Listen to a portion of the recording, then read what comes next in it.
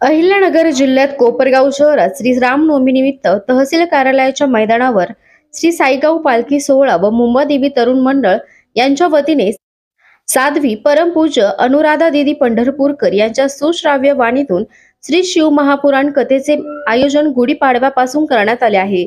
नुकतेच या सोहळ्याचे ध्वजारोहण महंत रमेश गिरीजी महाराज यांच्या हस्ते संपन्न झाले आहे। सदर सोहळ्यानिमित्ताने आज गुढीपाडवा व नूतन वर्षानिमित्ताने श्री साईगाव पालखी सोहळा व मुंबादेवी तरुण मंडळ व ज्येष्ठ नागरिक सेवा मंच कोपरगाव यांच्या वतीने पहाट पाडवा या कार्यक्रमाचे आयोजन करण्यात आले होते। तसेच यावेळी युवा नेते विवेक कोल्हे व सौ रेणुका कोल्हे यांच्या हस्ते विधिवत कलश व गुढीचे पूजन करण्यात आले। यावेळी गायिका सुरभी कुलकर्णी यांच्या सुरेख गीतांनी उपस्थितांची मने जिंकून घेतली आहे।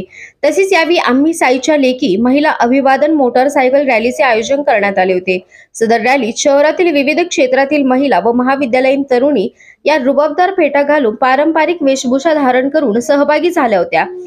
यावेळी पुष्पाताई काळे, राज्य पतसंस्था फेडरेशनचे अध्यक्ष काकासाहेब कोयटे, ज्येष्ठ नागरिक मंच अध्यक्ष सुधा भाभी ठोळे, दत्तात्रय कंगले, विजय शेठ बंब, उत्तम चंद शहा, माजी नगराध्यक्ष विजयराव वहाडणे, डॉक्टर श्री विलास आचारी, कैलास शेठ ठोळे, जगमोहन चिकटे, नितीन डोंगरे, सोमनाथ केकान, अमृतकर सर, मकरंद कोहळारकर, वाघ सर, श्री मुंदडा, विमलताई पुंड, रजनीताई गुजराती, शैलजा रोहम, प्रेमलता सुतार, माधवीताई नेने, सुधाताई कोयटे आदी मान्यवर तसेच ज्येष्ठ सेवा मंचाचे पदाधिकारी आणि नागरिक महिला उपस्थित होत्या। कोपरगाव एक्सप्रेस न्यूज साठी सुनील ससाने, कोपरगाव।